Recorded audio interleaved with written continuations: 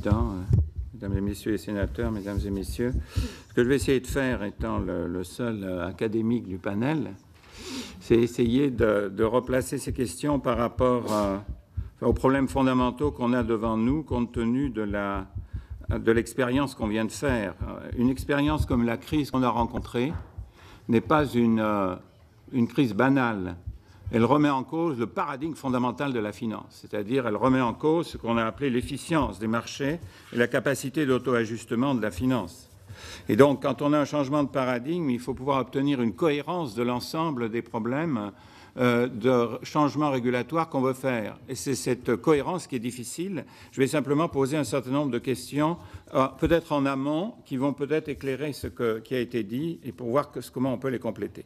Deux objectifs, en fait, de la finance qui n'ont pas été réalisés pendant la période de libération financière exacerbée. Stabilité globale du système financier, qui est un bien public. C'est un bien public. Et si c'est un bien public, pourquoi c'est un bien public? Parce que la finance génère le risque systémique. Et le risque systémique, qu'elle génère, elle n'est pas capable elle-même de l'éliminer. Et si c'est un bien public, ça veut dire qu'il est de la responsabilité de l'ensemble des acteurs publics. Et le deuxième élément, auquel nous sommes très loin aujourd'hui, c'est financer la croissance de long terme. Plus personne, ou presque, ne finance la croissance. Donc, ça veut dire que la réforme doit avoir une grande envergure. Et le premier problème, c'est, me semble-t-il, alors il est avancé et il concerne tous les régulateurs, et ça c'est l'innovation actuelle qui essaye de prendre en compte la question macro-prudentielle. Politique dite macro-prudentielle signifie une politique qui incorpore à la fois la Banque centrale et tous les régulateurs, qui soient deux banques de marché d'assurance, dans un conseil de risque systémique. Ce que je ne sais pas, et ce qu'il faut voir, c'est comment va fonctionner ce conseil de risque systémique, de quelle manière sera-t-il capable de détecter les germes de risque systémique suffisamment tôt, et dans le cas de la gestion de crise, comment on va coordonner tout ça. En Europe, c'est très compliqué. Nous avons une masse de régulateurs nationaux, nous avons les régulateurs européens, nous avons la Banque centrale, et finalement, où est le pouvoir de ça et quelle est l'autorité? C'est une première question. Deuxième question, et c'est très important, puisque maîtriser le risque systémique, c'est une chose cruciale. La deuxième question, elle amène sur la question de la place des agences. On ne peut pas la laisser de côté. Pourquoi? Dans le cadre du risque systémique, il y a une imbrication inextricable du risque de crédit et du risque de liquidité. Les agences ont pour rôle, ça a été rappelé tout à l'heure, d'essayer d'extraire le risque pur de crédit et de noter en fonction du risque de crédit. Dans le cas des entreprises, elles savent le faire. Elles savent le faire scientifiquement, parce qu'elles ont une base statistique suffisamment importante, avec des événements de crédit suffisamment importantes, pour pouvoir faire ce qu'elles disent, noter à travers le cycle. Noter à travers le cycle, ça veut dire noter la capacité intrinsèque d'une entreprise de maîtriser son bilan, en quelque sorte, sa situation financière. Jamais une agence ne dégradera une entreprise uniquement parce qu'il y a une récession.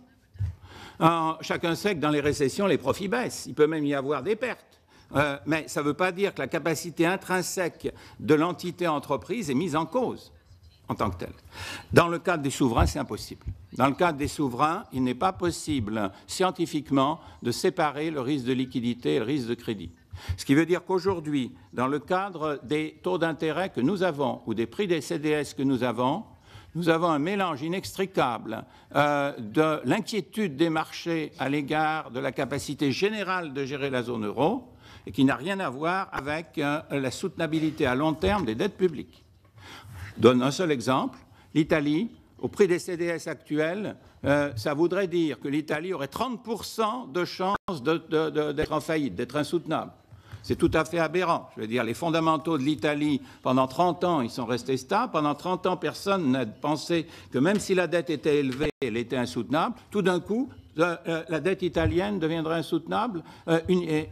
Où était la dégradation extraordinaire de la capacité italienne de gérer ses finances publiques dans les 6 derniers mois? Il ne faut pas oublier que c'est depuis le mois d'août que vous avez...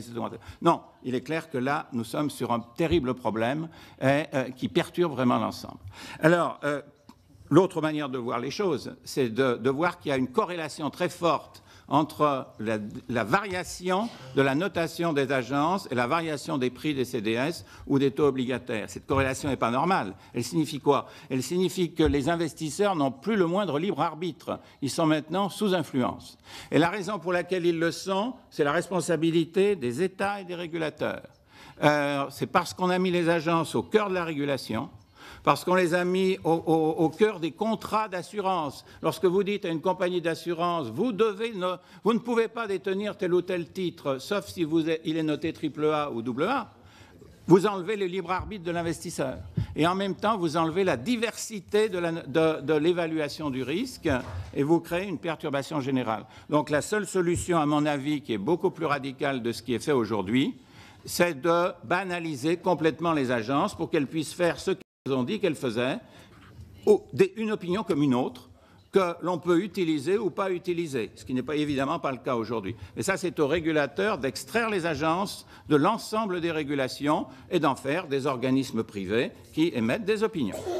Mais ça, c'est très important, hein, je veux dire, parce qu'on a vraiment un processus pervers là en cours, hein, mais les principaux responsables, encore une fois, sont les États et les régulateurs, qui ont mis les agences dans une position qui n'est pas la leur. L'autre élément très important qu'on ne met pas assez en avant, c'est la question de l'innovation. L'innovation en finance pose un problème de sécurité, parce que la finance, justement, ça joue systémique. Ce n'est pas la même chose qu'une innovation particulière dans une industrie spécifique. Quel est malgré tout le secteur qui a, on peut dire, une nature voisine de ce point de vue-là? C'est l'innovation, évidemment, dans le secteur de la santé. Ça entraîne des effets systémiques qui peuvent être extrêmement dangereux. Or, ce n'est pas traité pareil. Pourquoi est-ce que l'innovation financière n'est pas soumise à des tests préalables sur la dangerosité des produits? Car quand on a vu ce qu'étaient les crédits titrisés sur subprime, il s'agit d'une dangerosité qui a créé des destructions massives, il y a du chômage, etc. Enfin, il y a ça derrière. Pourquoi est-ce que la finance n'est pas traitée comme la santé? Et pourquoi toute innovation est présupposée déjà avoir une utilité sociale, alors qu'on ne met jamais une molécule sur un marché tant qu'elle n'a pas été testée? Pourquoi les régulateurs ne font pas a priori des tests des nouveaux produits? Si on avait fait des tests des CDO sur les subprimes, dans le cas où le prix du marché immobilier baisse de 30%, on aurait vu que ça explose. Et on l'aurait vu a priori. Donc là, il me semble que l'innovation doit être complètement repensée dans le rôle que les régulateurs doivent avoir. Et c'est essentiel, pourquoi? C'est essentiel parce qu'une innovation par nature n'est pas connue à l'avance. C'est ce qu'on appelle l'incertitude poppérienne.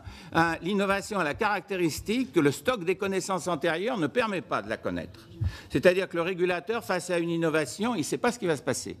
Il ne peut le savoir que s'il rentre dans un processus de test.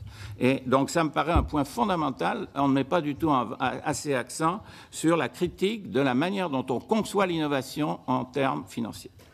Et le troisième élément, c'est les normes comptables. Les normes comptables, c'est quelque chose d'absolument crucial et dont on n'a pas parlé jusqu'ici, mais qui me paraît essentiel. L'idée, et là on retombe sur l'histoire du marché efficient, l'idée que le prix spot d'un marché puisse être considéré comme une juste valeur devrait être considéré comme une plaisanterie, enfin maintenant. Hein? Or, l'IASB continue à affirmer ça, si vous voulez. Mais non seulement elle le continue, mais dans le cadre de ce qu'on est en train de faire à l'égard des compagnies d'assurance et à l'égard des fonds de pension, on est en train de soumettre l'actif et le passif à la valeur de marché. Résultat, vous incorporez toutes les fluctuations du marché dans les comptes d'exploitation et dans le compte de profit et perte. Donc, que vont faire ces entités? Dire, je vais devenir le plus prudent possible. Donc, je ne vais plus détenir que des actifs sûrs.